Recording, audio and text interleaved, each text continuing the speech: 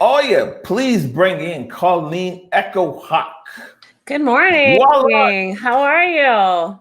Good morning. How are you? What's going on? Oh, I am great. I'm excited about getting to be with you this morning. I didn't actually realize that I could, be a sponsor of your program. So I look forward to trying to sign up with Patreon after this and really Please support do. the work because I was so excited to come on today because this is such important work right now.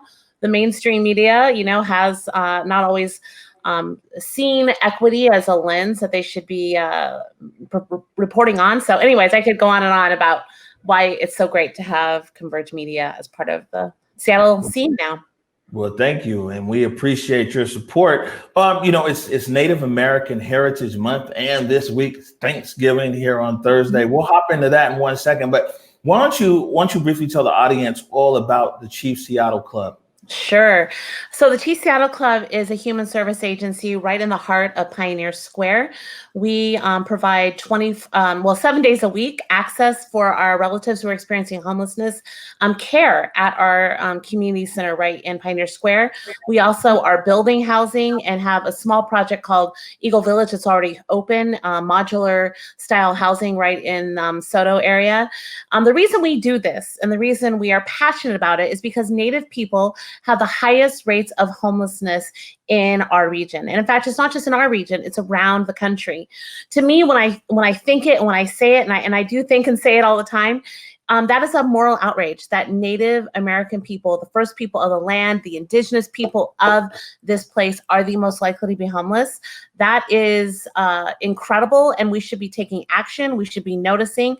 And so that's my job. I love my work. I love what I get to do because I get to support and advocate for some pretty incredible people who have suffered much, who have a lot of incredible things that they have had to suffer through, but are incredibly resilient and show a lot of strength, show a lot of joy, and really help lead the way, I think, in how we should respond to things like we're going through right now, like the pandemic. So I invite you all to check out all of our Chief Seattle Club social medias. We're on everything, and also our website. But I'm just really glad to get to be here and to share a little bit about our work.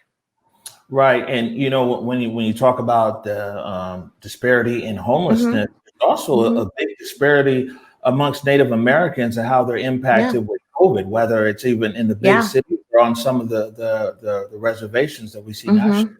Yeah, I've kind of made it a goal of mine when I'm in a room where, mostly it's white people. I'll say I am, 6 times more likely to die from COVID because I want people to know, I want people to feel it deep within them that there is health disparities that continue to be, supported by policies that ensure that people like myself will have harder times if we were to get COVID. So it's important to be talking about it and sharing it.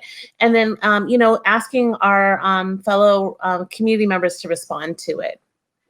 Right. And now it's Native American Heritage Month. And also this week, Thanksgiving, and different parts of America have different sensitivities around even the word Thanksgiving. You go to some places, it's hey, Thanksgiving. Seattle's is a bit different. And we see that also with Columbus Day, it's the Indigenous Day here. But, this is a platform right here for you to really speak to the general public and tell them why is Native American Heritage Month important even nationally, but especially here in Seattle, because it's like sometimes that Native American things are weaved into all the different things that we see here in Seattle, but it's become a point that people don't notice. They don't notice it anymore. And maybe you can speak to Native American heritage and how alive and vibrant it is here. Yeah, well, thank you so much for that thoughtful question. Yeah, I think that, when I think about Native American people and Native American heritage, I think about my family. I think about the family members around the country, and then my family that's here locally, my Echohawk family that I have a lot of siblings here in Seattle.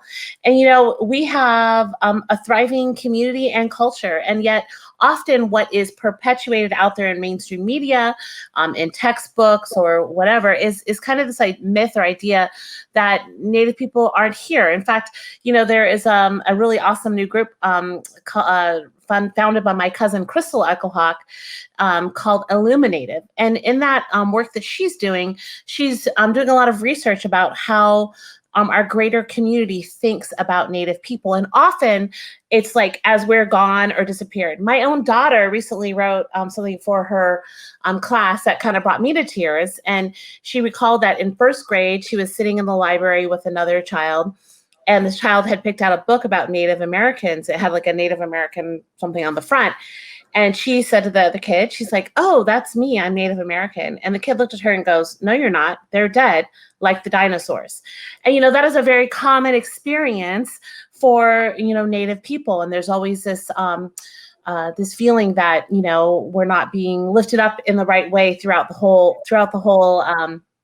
community. And finally, I'll say that on this subject about Native American Heritage Month, one thing that consistently rubs me the wrong way is that it's not often we don't do enough in our school system to celebrate this month, right? Like, I mean, I love February. I support Black history. I believe in it, but a lot more resources go towards Black History Month than they goes towards Native American Heritage Month. So that's just one example of how we're kind of it's vastly important for the future of Native American people and for Indian country to be correctly represented in history and in ongoing work that's happening throughout the country.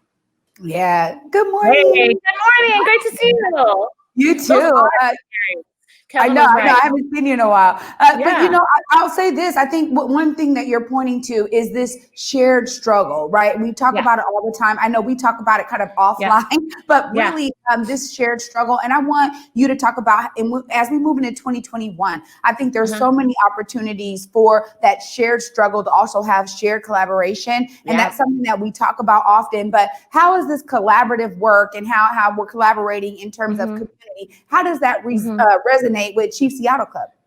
I mean, it's wonderful. Like, I think that when we look at the larger community here in Seattle of, homeless providers and also housing providers, if you look at the big picture of all that, it's a lot of white-led organizations, but we are seeing incredible amounts of energy and synergy with groups around the region. We have El Centro de la Raza and their amazing housing that they've already built, and our other housing opportunities that they're looking at.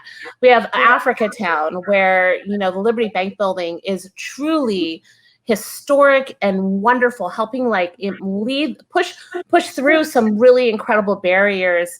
And just other folks out in the atmosphere, out in White Center, Celie and her group, they're building housing. And so we're seeing like this amazing surge of BIPOC community who are saying it is our right and responsibility to house our community members. And we're going to work with each other. We're going to, understand what each other is doing so that we can do this in a better way.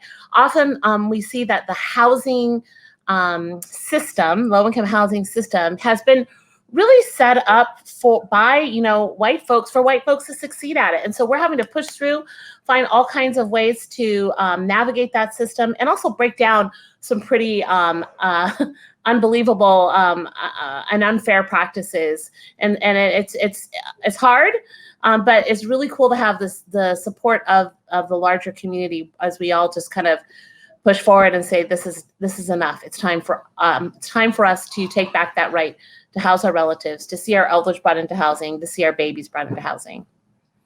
Right.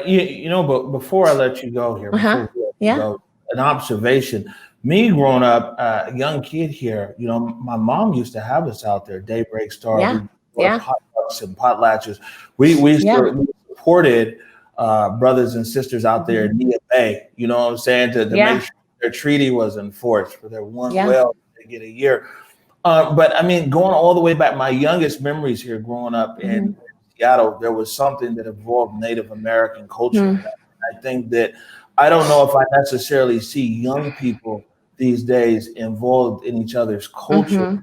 Like I did when I was younger, and being young and going to different events and going powwows and things like that gives you, growing up, you have a different appreciation for Native people, for Native country, and for everything else.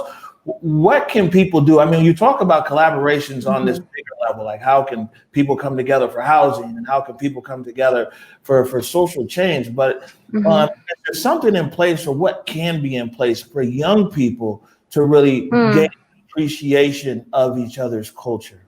That's a really, really powerful question. You know, I think that there needs to be a lot of support for families to have very active voices in the public school system. You know, my kids were in a really excellent public school out here in North Seattle, and I appreciated it. Yet at the same time, we were one of the very few Native families that was there, and often we felt like, you know, we had to really like push to be able to be heard and seen.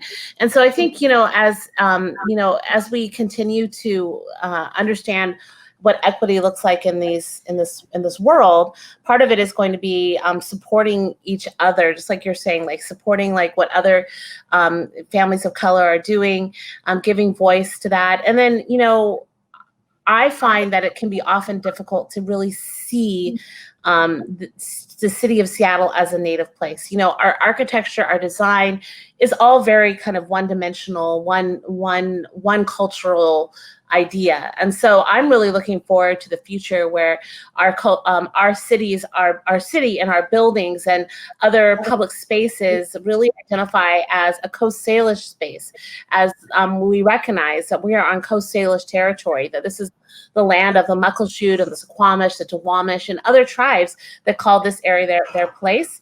And I think if children can understand that and not just think about it as the name, but understand it as the place, as a connection to land and water and resources, and to think about how we benefit from that, wow, beautiful and life-changing for everyone.